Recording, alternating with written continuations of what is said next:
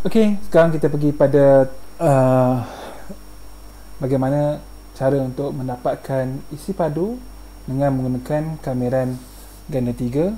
Okey, jadinya di sini kameran ganda 3 untuk mendapatkan isi padu. Okey, sebelum ni kita ada kameran ganda 2, kameran ganda 2. Okey, yang mana bila kita buat kameran ganda 2 pada rantai R, kita letakkan satu di sini, DA, maka kita akan dapat luas. Okey, jadi sama juga untuk kameran ganda 3 sini, okay, G, kalau kita letak satu di sini, DV, kita akan dapat isi padu V. Okey, dan tapi di sini ialah macam kita lihat tadi, kita mungkin boleh tulis semula sebagai R dalam kurungan di sini, jadinya mungkin Z sama dengan G1, di sini Z sama dengan G2, dan 1 DZ, dan kemudian DE. Ini terpulanglah bergantung kepada apa problem yang kita dapat. Namun yang paling penting adalah integrand mestilah nilainya adalah 1. Okey, jadi okay, ini apa yang ditulis di sini. Okey, jadi kita tengok terus pada contoh, iaitu contoh 3. Okey, contoh 3, gunakan kameran ganda 3 untuk mendapatkan isi padu pepejal, okay, yang dibatasi oleh silinder dan satah Z sama 1 dan X tambah Z sama dengan 5. Okay, kita ada X kuasa 2 tambah Y kuasa 2 sama dengan 9, silinder kita. Kemudian kita ada satah Z sama dengan 1 yang batasi daripada bawah. Dan kemudian kita ada X tambah Z sama dengan 5. Okey, kita boleh cuba lukis. Okey, katakan kita ada gini.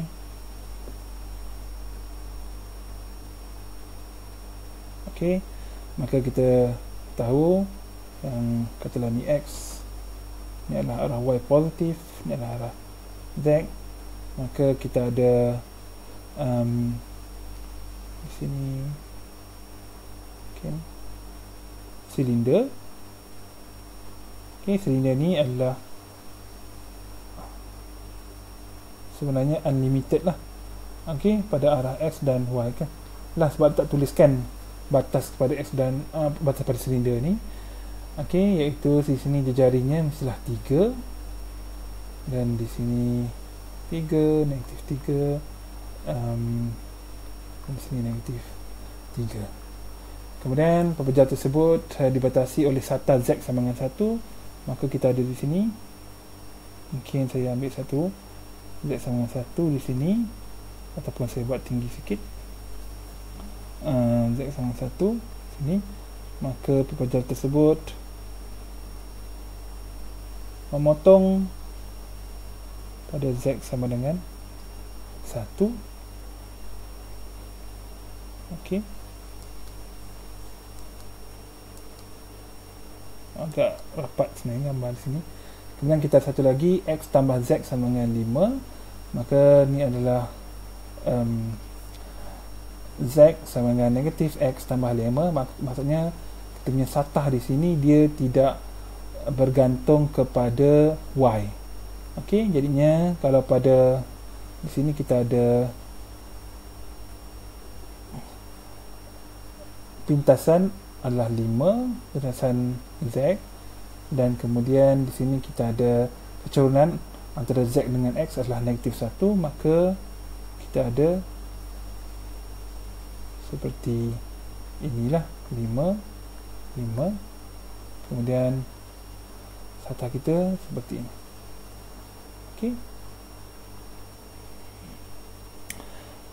Okey, Jadi kita nampak di sini, okey, saya harap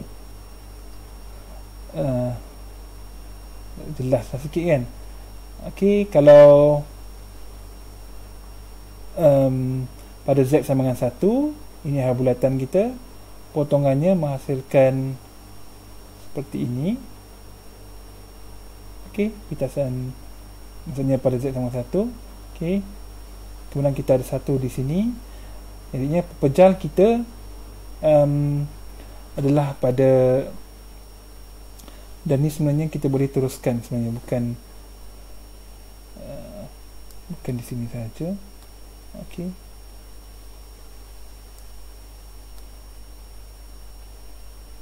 kita boleh teruskan sebenarnya sampailah habis. Okey, dia sampai habis.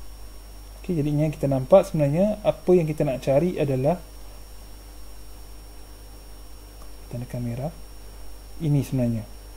Sini, di sini. Okey, kemudian di sini mungkin dia adalah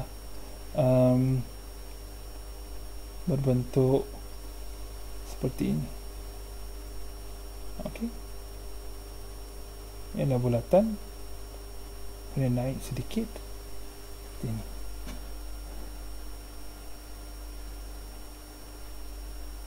Okey, kita boleh cek kenaikan di sini, sebab di sini adalah titik X sama dengan 3.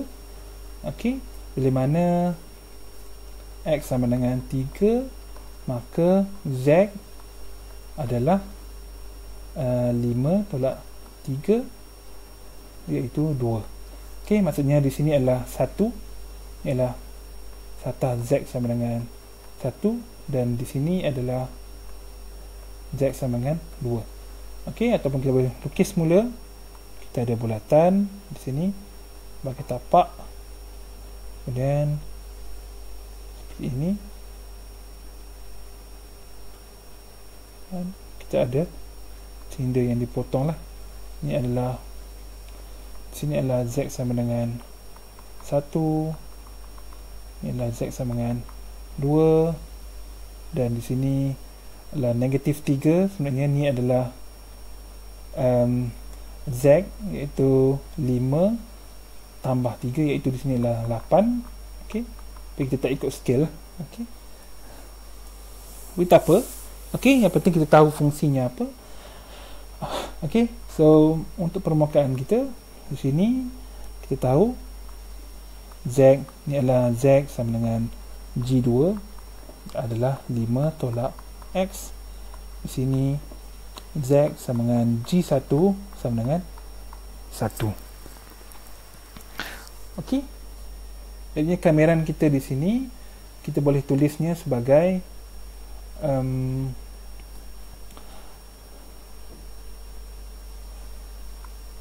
kameran ganda 3 pada G untuk fungsi so kita tulis sebagai F. Okey, kemudian dV. Okey, iaitu kita ada, okey, kita tengok kita kena jadikan dia kameran ganda 2. Okey, R, kemudian kita ada satu lagi di sini. Okey, G1, Z sama dengan G1 iaitu 1, dan di sini adalah G2 iaitu 5 tolak X.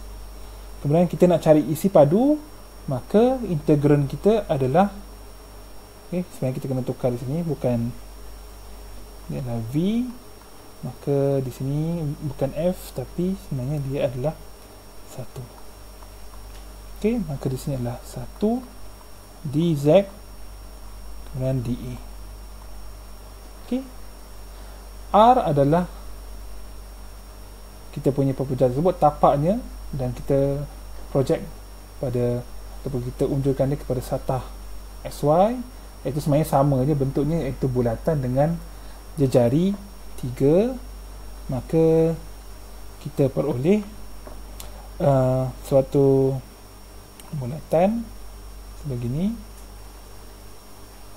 Okey, ialah 3, 3, negatif 3, negatif 3. Okey, di sini adalah y sama dengan 9 tolak x kuasa 2, dan di sebelah bawah, okey, semi circle atau semi separa bulatan, ini adalah 9 tolak x kuasa 2.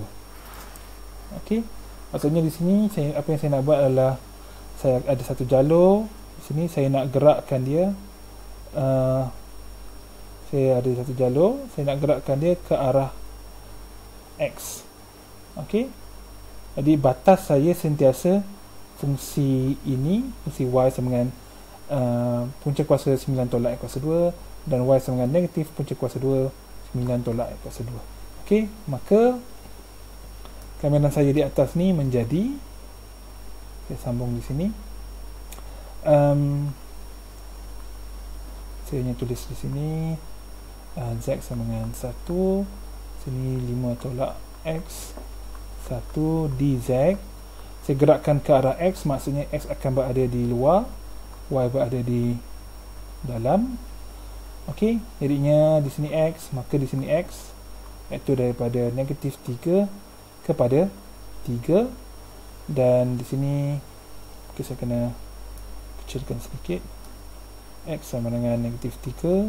Di sini saya ada y, okey, sama dengan punca kuasa 9 tolak kuasa 2 negatif, di sini adalah 9 tolak x kuasa 2. Okey, ini mungkin agak panjang, namun nanti bila kita pergi pada topik seterusnya, iaitu kalau kita gunakan koordinat kutub ataupun sebenarnya koordinat silinder, okey, iaitu pengitlakan ataupun generalization koordinat kutub kepada 3 dimensi yang dipanggil koordinat silinder, mungkin kes kita akan lebih lagi mudah lah.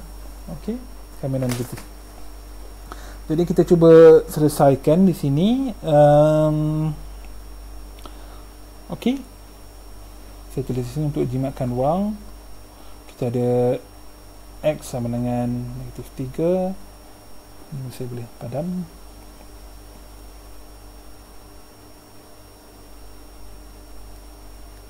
Okey, negatif 3 adalah 3, y sama dengan negatif 9 tolak kuasa 2, 9 tolak kuasa 2. Okey, di sini kita kamikan 1 terhadap dz, kita dapat z, dan gantikan dengan 5 tolak x tolak 1, kita dapat 4 tolak x dy dx. Okey, 4 tolak x adalah bukan fungsi y, maka kita anggap dia adalah pemalar. Bila dikamikan terhadap y, maka mudah saja kita dapat x sama dengan negatif 3 di sini, 3, jadinya tulis 4 tolak x y, yang mana di sini 9 tolak x kuasa 2, y sama dengan negatif 9 tolak x kuasa 2 dx. Okey, akan jadi sedikit panjang. Okey, kita akan dapat di sini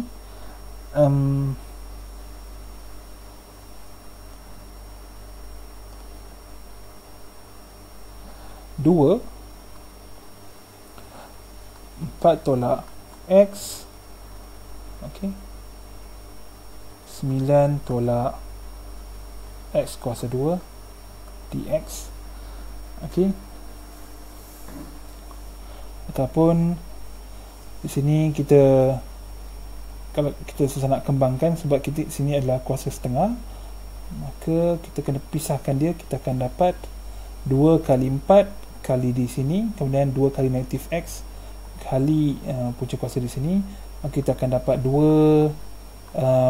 Mungkin ada cara lagi mudah, okey, tapi ini apa yang saya terfikir. Maka kita dapat begini dx, kemudian tolak 2 kali x di sini, okey, tolak 2x, 9 tolak x dx. Okey, kita ada 1 dan 2 di sinilah, kameran 1 dan kameran 2. Okey, kita tengok pada kameran kedua dulu. Okey, di sini. Okey. Bila kita bezakan di dalam, kita akan dapat X. Okey, maka kita boleh agak yang mana kita boleh gunakan di sini 9 tolak X kuasa 2 kuasa 3/2. Okey, kalau kita bezakan, kita akan dapat 3/2, 9 tolak X kuasa 2, 1/2, negatif 2X, dapat, saya selesaikan di sini, kita dapat negatif 3X 9 tolak X kuasa 2 gini. Ok, so apa yang kita nak adalah kita hendakkan yang di sini. Ok, jadinya negatif 3 kita akan bawa aja ke sebelah. Ok, namun di sini kita dapat lihat, ok, ataupun kita teruskan saja kira di sini. Ok, mungkin saya boleh tulis sedikit. Ini adalah 1, inilah I1, ok, ini adalah I2, jadi kita boleh buat satu. Ok, jadinya I2 adalah X negatif 3 2X 9 tolak dx. ok, di sini kita dapat 3X negatif 3 X 9 tolak X kuasa 2 dx. ok, ini kita ambil daripada di atas, kita nakkan yang ini saja kameranya. ok, jadi kalau kita kamerkan, ok, yang dx, kita akan dapat dirinya sendiri sebab kita hanya songsangkan satu proses. ok, yang ni negatif 3 adalah pemalah, kita boleh bawa aja ke sebelah kiri. ok, jadi kita dapat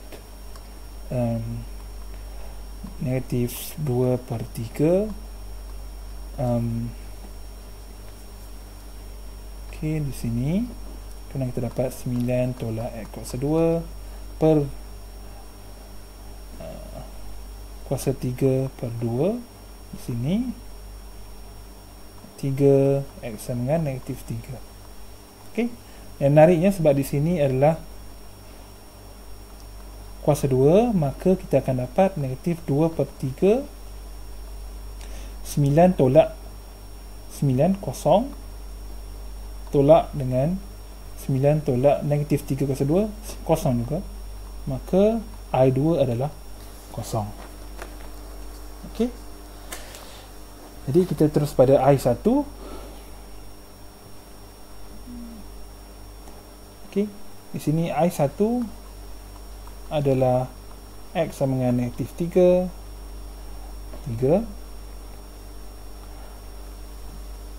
8 9 tolak X kuasa 2 dx. ok, macam ni. Anda boleh lihat kalau kita bezakan integrand di sini, kita tak ada X di luar kan. Kalau kita bezakan 9 tolak X kuasa 2, katalah kita letak 3/2 di sini, kita akan dapat 9 tolak X kuasa 2 1/2 negatif 2X. Jadi di sini patutnya akan ada X, tapi X adalah formula ubah, kita tak boleh bawa dia ke sebelah kanan atau kiri sesuka hati, maka ini bukanlah kameran yang sebenarnya lah untuk dx. Sorry, untuk include integrand di sini, maksud saya di sini.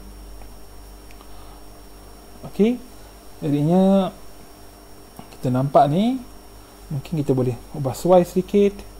Okey, iaitu kita ada 8 9 tolak X kuasa 2. Okey, kita faktorkan 9, kita dapat 1 tolak X per 3 kuasa 2. Okey, dan satu lagi kurungan. Okey, artinya ni adalah 9 kali sesuatu dalam kurungan, maka kita boleh pecahkan dia, iaitu 8 darab 9 darab tolak kuasa 2, maka ni adalah 3 kali 8 24, 1 tolak X per 3 kuasa 2 di sini. Okey, maka kita ada 3 negatif 3 24. Okay, saya boleh tulis di luar.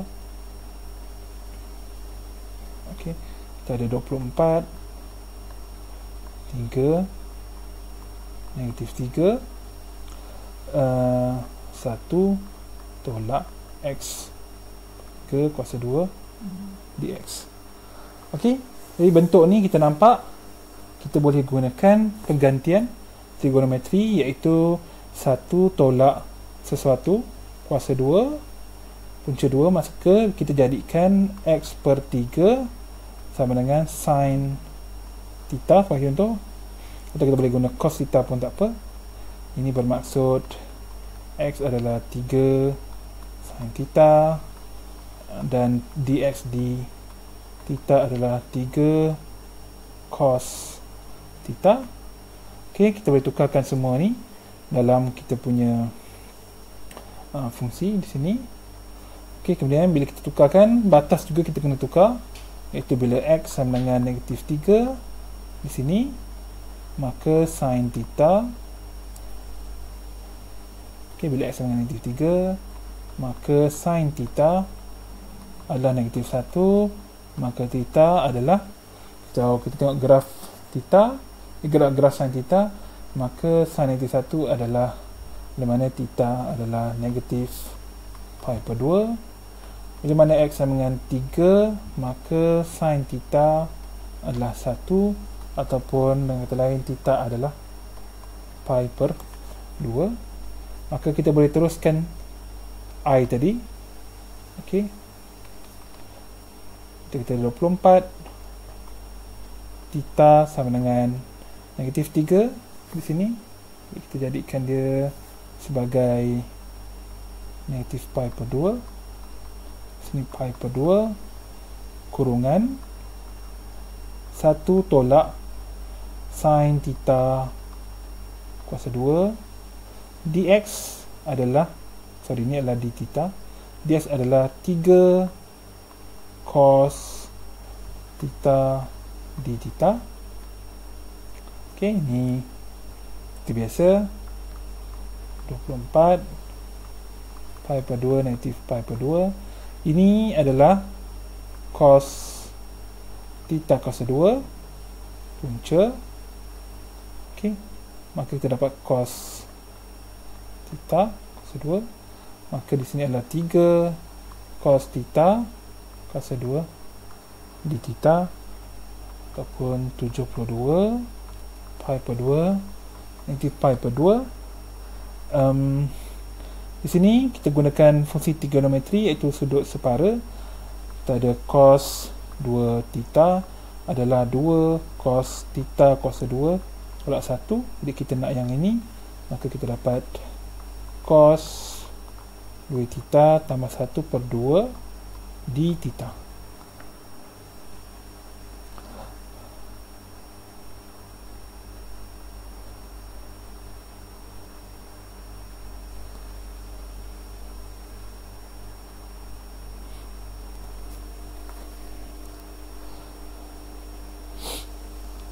Okey, maka di sini kita dapat 36 pi per 2 negatif pi per 2. Okey, di sini adalah cos 2 theta tambah theta di sini.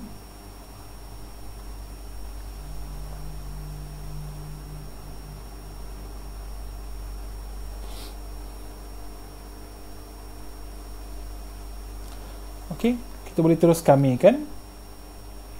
Okey, straightforward saja. Okey, di sini adalah 36. Kita dapat sin 2 theta per theta plus maaf, ni bukan theta, ni adalah 1 sini. Okey, kamikan kita dapat theta. Okey, sini ataupun kita boleh perhatikan di sini, ni adalah pi per 2 theta negatif pi per 2. Okey, nantikan 36.